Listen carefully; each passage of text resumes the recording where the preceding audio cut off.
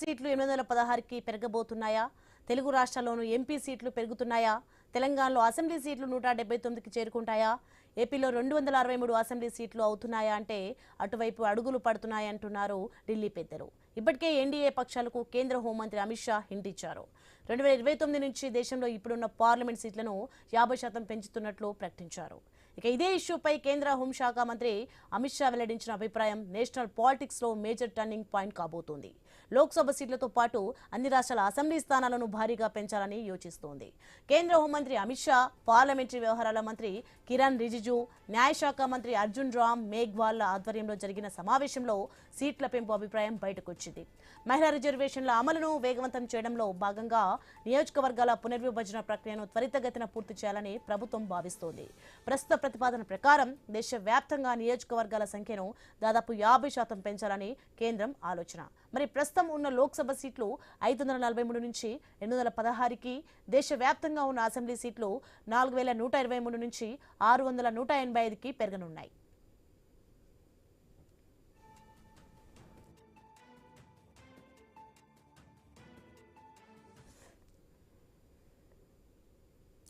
ఇక తెలుగు రాష్ట్రాల విషయానికి వస్తే ఏపీ, తెలంగాణలో అసెంబ్లీ సీట్ల సంఖ్య భారీగా పెరగనుంది. తెలంగాణలో ప్రస్తుతం ఉన్న 119 అసెంబ్లీ స్థానాలు 179కి పెరిగే అవకాశం ఉంది. మరోవైపు ఆంధ్రప్రదేశ్లో ప్రస్తుతం ఉన్న 175 అసెంబ్లీ స్థానాలు 263కి చేరనున్నాయి. సాధారణంగా నియోజకవర్గాల పునర్విభజన కొత్త జనాభా గణన తర్వాత జరగాల్సి ఉంది. అయితే 2021 జనాభా లెక్కలు ఆలస్యమవుతోంది. దీంతో 2029 సార్వత్రిక ఎన్నికల నాటికే పెరిగిన 50% సీట్లతో పాటు మహిళలకు 33% రిజర్వేషన్లను కూడా అమలు చేయడం సాధ్యమవుతుందని ప్రభుత్వం భావిస్తోంది. ఇక నియోజకవర్గాల పెంపుపై ప్రస్తుత పార్లమెంట్ బడ్జెట్ సమావేశాల్లోనే కేంద్రం బిల్లును ప్రవేశపెట్టే అవకాశం ఉందని తెలుస్తోంది. ఇందుకోసం రాజ్యాంగంలోని ఆర్టికల్ 82, 170లకు సవరణలు చేయాల్సి ఉంటుంది.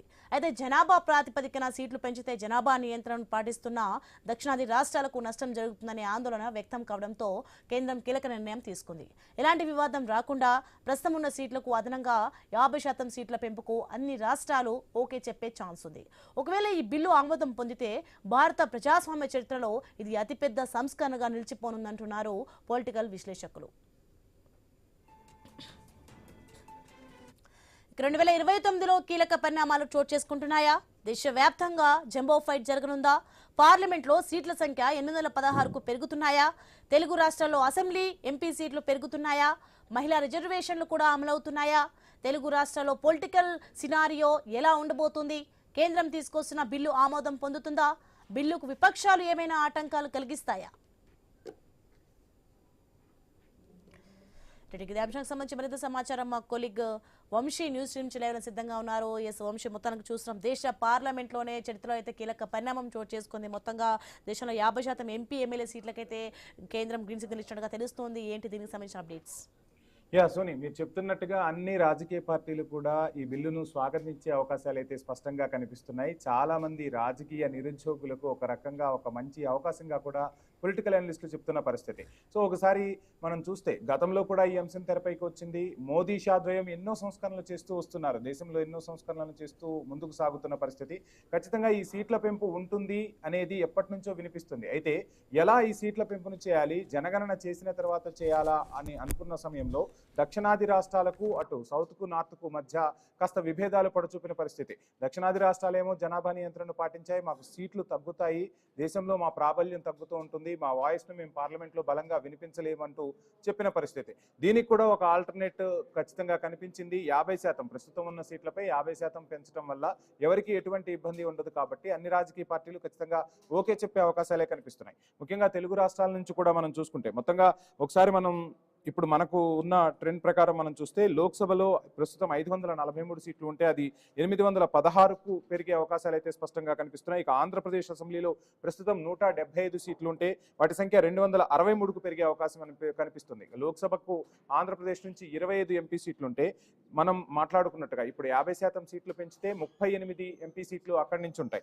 ఇక తెలంగాణ విషయానికి వస్తే తెలంగాణలో ప్రస్తుతం 119 అసెంబ్లీ నియోజకవర్గాలు ఉంటే 179 అసెంబ్లీ నియోజకవర్గాలు రాబోతున్నాయి. ఇక లోక్సభకు ప్రస్తుతం 17 మంది ఎంపీలు ప్రాతినిధ్యం వహిస్తుంటే 26 మంది ఎంపీలు ప్రాతినిధ్యం వహించే అవకాశాలు ప్రస్తుత లెక్కలను బట్టి మనకు కనిపిస్తున్నాయి. సో ఏది ఏమైనా 2029లో కీలక పరిణామాలు చోటు చేసుకుంటాయా అంటే ఖచ్చితంగా చోటు చేసుకునే అంశాలే కనిపిస్తున్నాయి.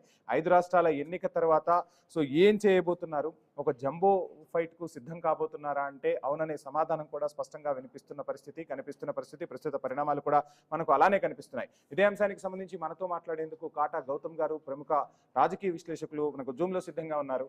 గౌతమ్ గారు నమస్తే అండి. నమస్తే అండి వంశీ గారు. గౌతమ్ గారు, చూస్తున్నాం మొత్తంగా సీట్ల పెంపు ఎప్పటి నుంచో అనుకుంటూ ఉన్నాం. సో గ్రీన్ సిగ్నల్ వచ్చినట్టుగానే కనిపిస్తుంది. సో ఎలా చూస్తున్నారు ఈ అంశాన్ని?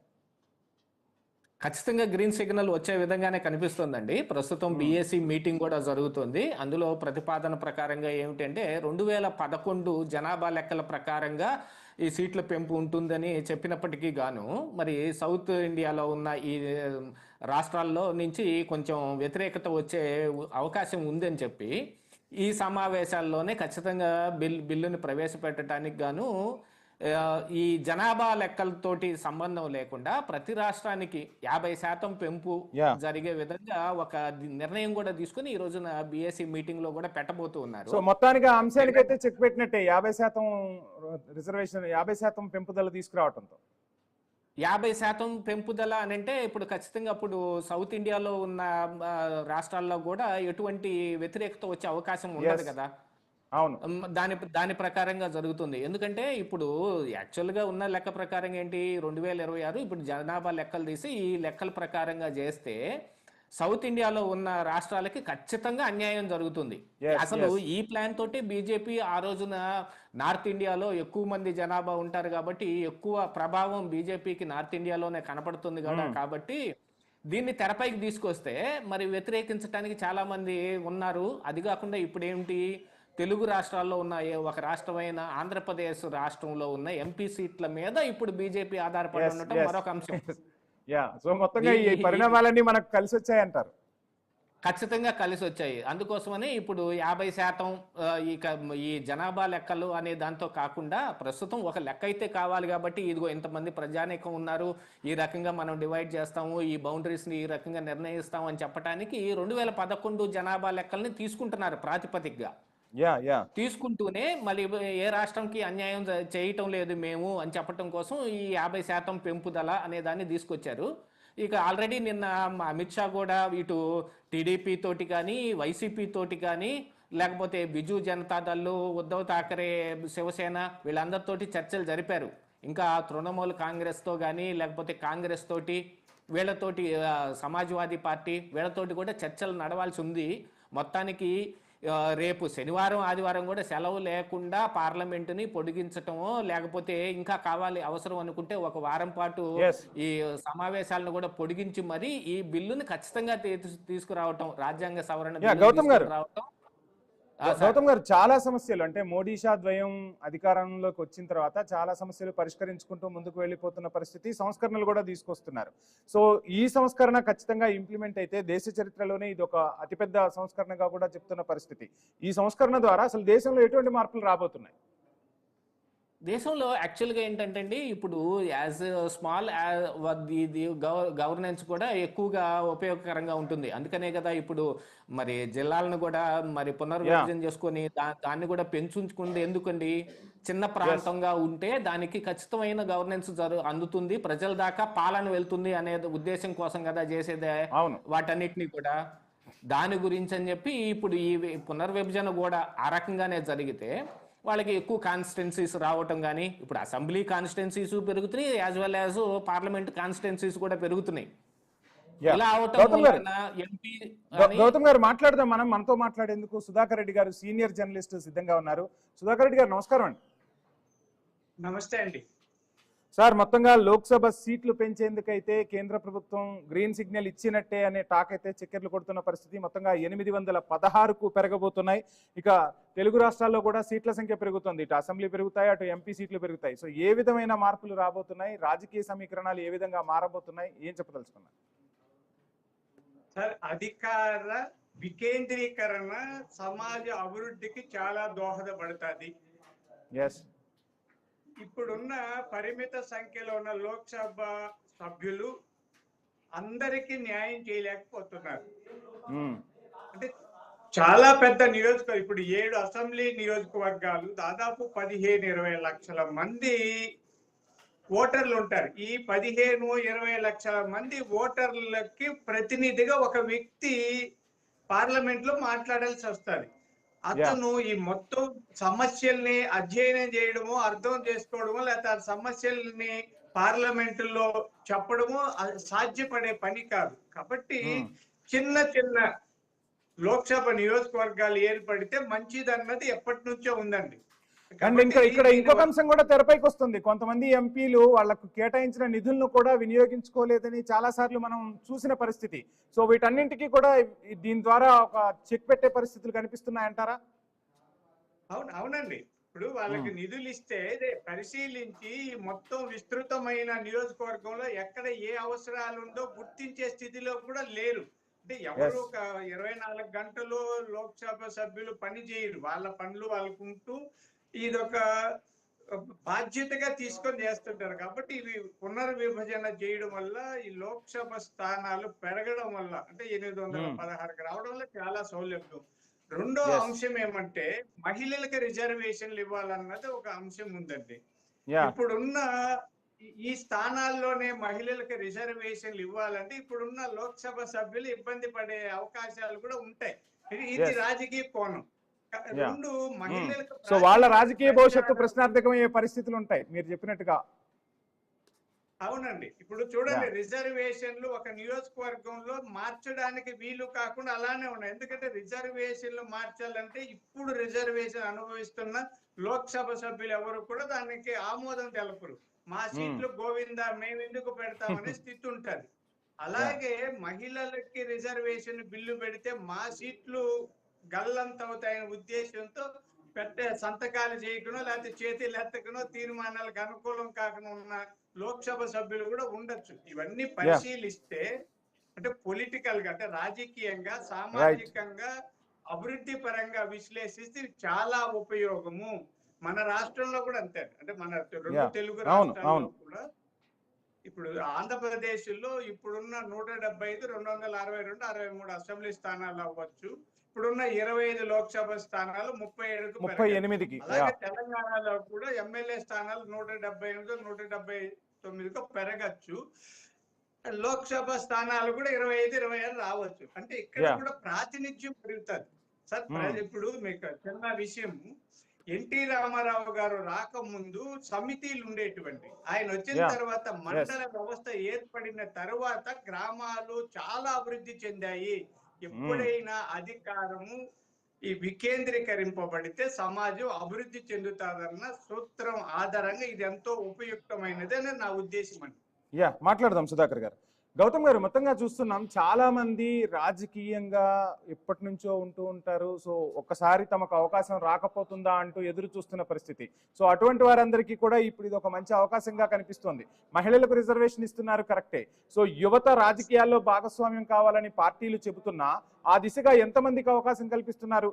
ఇప్పుడు మారుతున్న సమీకరణాలతో యువత పెద్ద ఎత్తున రాజకీయాల్లోకి వచ్చే అవకాశం ఉంటుందా? వస్తే వాళ్ళకి అవకాశాలు లభిస్తాయంటారా? ఖచ్చితంగా లభిస్తాయండి. ఎందుకంటే ఇప్పుడు గత 24 ఎన్నికల్లో ఆంధ్రప్రదేశ్ రాష్ట్రంలోనే చూసుకుంటే చంద్రబాబు నాయుడు గారు యువతకు పెద్దపీట వేస్తున్నానని చెప్పి చాలా మంది కొత్త వాళ్ళకి ఇచ్చారు. కాకపోతే యువతకు పెద్దపీట వేస్తున్నాం అంటున్నారు. ఒక్క నిమిషం, ప్రాంతీయ పార్టీలు కావచ్చు, జాతీయ పార్టీలు కావచ్చు, యువతకు పెద్దపీట వేస్తున్నాం అంటున్నారు కానీ వారి రాజకీయ వారసుల్ని అక్కడికి తీసుకొచ్చి కూర్చోబెడుతున్న పరిస్థితి.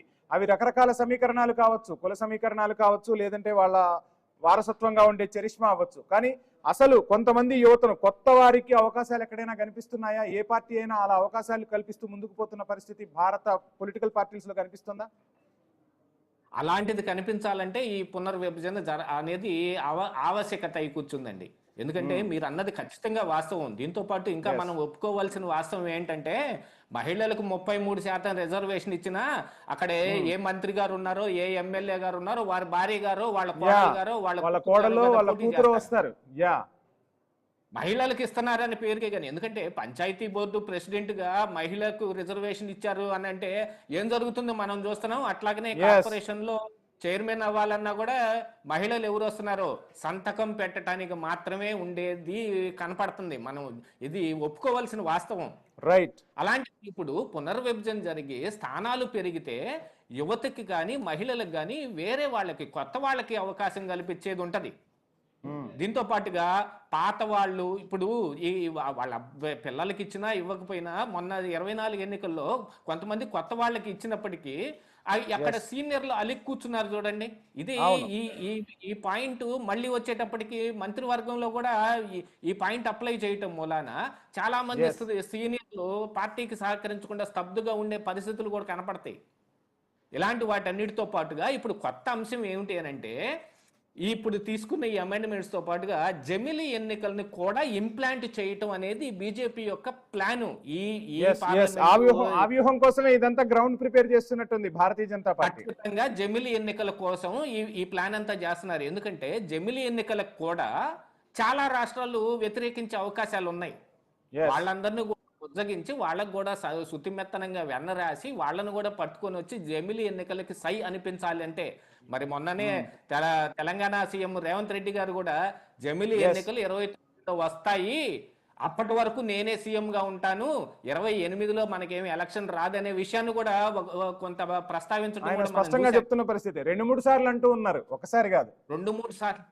ఎందుకంటే ఆయనకి పక్కా సమాచారం ఉంది కాబట్టి ఇదిగో ఈ అమెండ్మెంట్లు ఇలా జరిగి పునర్విభజనకి వీళ్ళు బీజేపీ అనుకున్న ప్లాన్ ని పక్కన పెట్టి పునర్విభజనకి అందరికీ ఆమోదయోగ్యమైన ఒక ప్లాన్ ని తీసుకొస్తే దీంతో పాటుగా జమిలీ ఎన్నికలు అనే దాన్ని కూడా వాళ్ళ ముందు ఈ ప్రపోజల్ పెట్టి వాళ్ళని ఒప్పించుకునే ప్రయత్నం చేస్తుంది. ఎందుకంటే వాళ్ళకి జమిలీ ఎన్నికలు అనేది బీజేపీ అదొక స్పెషల్ ప్లాన్ వాళ్ళది. దాన్ని ఇంప్లిమెంట్ చేసుకోవటం కోసం కూడా జరిగిన కానీ సమన్యాయం జరిగింది అనుకోండి, ఎవరికి ఆక్షేపణ ఉండదు, ఎవరు దీన్ని వ్యతిరేకించరు. కాబట్టి ఇలాంటి ఒక ప్లాన్ని తీసుకొచ్చారు. కాకపోతే ఇది ఖచ్చితంగా ఆహ్వానించదగింది. యువత కానీ కొత్తగా మహిళలు కానీ ఇప్పుడు ప్రస్తుత రాజకీయాల్లో వాళ్ళ ప్రధాన పాత్రను చూపించాలి అని అనుకుంటే ఇలాంటి పునర్విభజన జరిగి కొత్త అసెంబ్లీ కానీ పార్లమెంటు నియోజకవర్గాలు కానీ ఏర్పడితేనే జరుగుతుంది అనేది ఖచ్చితమైన వాస్తవం. అప్పుడు సుధాకర్ రెడ్డి గారు, గౌతమ్ గారు మీకు టైం ఇస్తాను. సుధాకర్ రెడ్డి గారు, మనం చూస్తున్నాం ఇంతమంది ఎమ్మెల్యేలు ఉంటారు, ఎంపీలు ఉంటారు, అటు రాజ్యసభకు వెళ్తుంటారు, లోక్సభకు వెళ్తూ ఉంటారు. రాష్ట్ర సమస్యలను ప్రస్తావించడంలో ఇప్పుడున్న వాళ్ళు ఏదైతే ఉన్నారో అందరూ కలిసికట్టుగా ప్రస్తావించరు. ఎవరి పార్టీ వాళ్ళదే, ఎవరి ఎజెండా వాళ్ళదే. కానీ రాష్ట్రానికి రావాల్సిన నిధుల గురించి కానీ రాష్ట్రంలో ఉన్న సమస్యల గురించి కానీ మాట్లాడట్లేదు. సో నెక్స్ట్ ఈ సంఖ్య పెరుగుతుందే కానీ ప్రజల సమస్యలు తీరే అవకాశాలు కనిపిస్తాయా? ఒక యూరియా సమస్య తీసుకుందాం. రాష్ట్రాలు తీవ్రంగా రైతులు సంక్షోభాన్ని ఎదుర్కొంటూ ఉంటే ఒక్కరు కూడా నోరు మీద పని పరిస్థితి. సో ఏం చేస్తున్నారు ఎంపీలు అని చెప్పి ప్రజలు చర్చించుకుంటున్నారు. సో ఆ తర్వాత అయినా మార్పులు వస్తాయంటారా? సార్, ఈ సంఖ్య పెరగడానికి ఇప్పుడు మీరు అడిగే ప్రశ్నకి పెద్ద సంబంధం ఉండదండి. ఎందుకంటే అది విధాన పరం. ఇప్పుడున్న రాజకీయాలు ఎలా ఉన్నాయి అంటే సంఖ్య పెరగటం అంటే నా క్వశ్చన్ ఏంటి అంటే సంఖ్య పెరగటం వల్ల వికేంద్రీకరణ జరుగుతుంది, ప్రజలకు మేలైన సేవలు అందుతాయి అంటున్నారు. అసలు వాయిస్ వినిపించలేనప్పుడు ఎంత సంఖ్య పెరిగితే ఏం లాభం, ప్రజలకు ఏం సౌకర్యాలు అందుతాయి అనేది నా ప్రశ్న. నా జవాబు కూడా అదే అండి. ఆ యాంగిల్ లోనే చెప్తున్నా. ఇది రాజకీయ పరమైన సమస్య. మనం ఎవరికి టిక్కెట్లు ఇస్తున్నాం? నా చిన్నప్పుడు సమాజం పట్ల అవగాహన ఉన్నవాళ్ళు, న్యాయశాస్త్రం చదువుకున్న వాళ్ళు, సేవా దృక్పథం ఉన్న వాళ్ళు, తెలివైన వాళ్ళు, చర్చింపగలిగిన వాళ్ళని ఎంపిక చేసి టిక్కెట్లు ఇస్తున్నారు. ప్రజలు కూడా అలాంటి వాళ్ళకు ఓట్లు వేస్తున్నారు. ఇప్పుడు ఎవరికి ఇస్తున్నారు? లాబీ చేసే వాళ్లకు, పారిశ్రామికవేత్తలకి, అవినీతి పరులకి, అక్రమాలు చేసిన వాళ్ళకి, కోట్లు ఉన్న వాళ్ళకి టికెట్లు ఇస్తున్నారు. క్లియర్ గా చెప్పాలంటే కులబలం ఉండాలి, ధనబలం ఉండాలి, అంగబలం ఆర్థిక బలం ఉన్న వాళ్ళకే టికెట్లు ఇప్పుడు. సార్, నేను పేరు చెప్పిన నాకు సన్నిహితమైన ఒక ఎంపీని అడిగాను, నువ్వు 7 ఏళ్ళు ఎంపీగా ఉన్నావు, ఒక రోజైనా పార్లమెంట్ లో కనిపించావా అంటే అంటే నాకు కాదురా నువ్వు చెప్పేది ఏదే అని. ఆయన రోజు ఏం చేస్తాడు, ఢిల్లీలో ఏం చేస్తాడంటే చలికి చాలువ కప్పుకుంటాడు, మందు కొడతాడు, తిరుగుతాడు, పడుకుంటాడు, ఇక్కడ వచ్చేది ఆ పనులు ఈ పనులు చేస్తాడు, కులాలు చెప్పుకుంటాడు, డబ్బు సంపాదిస్తాడు. ఇలాంటి వాళ్ళు ఉన్నప్పుడు ఇవి ఇంకా 10 రెట్లు పెంచినా కూడా ప్రయోజనం లేదు. రాజకీయంగా రావాల్సిన మార్పు అండి. సమాజంలో రావాల్సిన మార్పు, పార్టీల్లో రావాల్సిన మార్పు, విధానాల్లో అయితే గుడ్డి కంటే మెల్లమేలు అన్నట్టుగా ఈ సీట్లు పెరగడం వల్ల కొత్తగా ఉన్న వాళ్ళు, చదువుకున్న వాళ్ళు, మేధావి వర్గం వాళ్ళు, సమస్యల పట్ల అవగాహన ఉన్న వాళ్ళు ఒక 10% వచ్చినా కూడా మరింత ప్రభావితం అవుతాదన్న ఉద్దేశం ఉందని నాకు. చూద్దాం సార్, చూద్దాం ఏం జరగబోతుంది. గౌతమ్ గారు, ఫైనల్ గా మనం మాట్లాడుకుంటున్నాం, ఈ రోజు అంగబలం అర్ధబలం ఉన్న వాళ్ళకే పార్టీలు టికెట్లు ఇస్తున్న పరిస్థితి. సుధాకర్ రెడ్డి గారు చెప్తున్నట్టుగా ఎవరు కూడా అక్కడ వాయిస్ వినిపించట్లేదు. వాయిస్ వినిపించలేనప్పుడు ఈ సీట్లు పెరగటం వల్ల రాజకీయ ఉపాధి దొరుకుతుంది, కానీ ప్రజలకు వనగూరే ప్రయోజనం ఏముంటుంది? ఇందులో ఒక చిన్న పాయింట్ కూడా ఇంక్లూడ్ అయి ఉందండి వంశీ గారు. ఇప్పుడు కొత్తగా ఈ నియోజకవర్గాల పునర్విభజన జరగటం మూలాన కొన్ని ఈక్వేషన్స్ లో ఏం జరుగుతుందంటే, ప్రస్తుతం స్టేక్ చూపించగలిగే పార్టీలు వాళ్ళ అభ్యర్థులను వాళ్ళు పెట్టుకున్నప్పటికీ కొత్తగా వచ్చే కొన్ని పార్టీలు ఏముంటాయి, లోకల్ గా వాళ్ళ స్టాండ్ని ఎక్కువగా చూపించగలిగే పార్టీలు కొద్దో గొప్ప సీట్లు సంపాదించే అవకాశం ఒకటి ఉంటుంది. ఇప్పుడు కొత్త పార్టీలకి ఒకంత ఉపయుక్తంగా ఉంటుంది ఇది, పాత పార్టీల కంటే కూడా. ఇందులో మరి వాళ్ళు వాయిస్ ఏదైనా వినిపించే అవకాశం కూడా ఉంటుంది కదా. కాకపోతే యాక్చువల్ గా ఇప్పుడు రాజకీయం అంటేనే మొత్తం డబ్బుమయం అయిపోయింది. మరి ఓట్లు కొనకుండాను సీట్లు కులాల పరంగానో లేకపోతే ప్రాంతాల పరంగా ఆ లెక్కను లెక్కేసుకుంటే వాళ్ళకు కూడా భారం తగ్గుతుంది. ఒక ఎంపీ అంటే 1000 కోట్లు గుమ్మరించాల్సిన పరిస్థితి నుంచి ఇక 100 కోట్లకు వస్తారు. అవును, అలాంటి దాని దగ్గర నుంచి ఏమిటంటే అందులో కూడా వికేంద్రీకరణ జరుగుద్ది, ఖర్చు తక్కువ అవుతుంది. ఖర్చు తక్కువ అవటం మూలాన కొత్త పార్టీలు ఎక్కడైనా కాన్సన్ట్రేట్ చేసి అక్కడ కొన్ని సీట్లని వాళ్ళు సంపాదించే అవకాశం కూడా ఒకటి ఉంటుంది. ఇది ఒక చూడటానికి ఒక మిత్తులాగా కనపడుతుంది, కానీ అవకాశాలు అయితే ఖచ్చితంగా ఉన్నాయి. ఒక 20-30% వరకు కొత్త పార్టీలు కూడా సీట్లు సంపాదించవచ్చు. కనీసం వాళ్ళన్నా మాట్లాడతారేమో చూడండి. చూద్దాం సార్. మొత్తంగా చర్చలో పాల్గొన్న గౌతమ్ గారికి, సుధాకర్ రెడ్డి గారికి ఐన్యూస్ తరఫున ప్రత్యేక ధన్యవాదాలు. సీట్లు పెరగడం మంచి పరిణామమైన ప్రజల గొంతుకను వినిపించేలా నాయకులను ఎంచుకోవాల్సిన బాధ్యత ప్రజలపై కూడా ఉంది. ప్రజలు ఎన్నుకున్న నాయకులు ప్రజల సమస్యలను ప్రస్తావించినప్పుడే ప్రజాస్వామ్యం అనేది పరిఢవిల్లుతుంది. ఆ విధంగా ఇకనైనా పార్టీలు, ప్రభుత్వాలు ఆలోచన చేస్తాయని ఆశిద్దాం. ఇది వాళ్ళ క్వశ్చన్ అవర్. Stay tuned.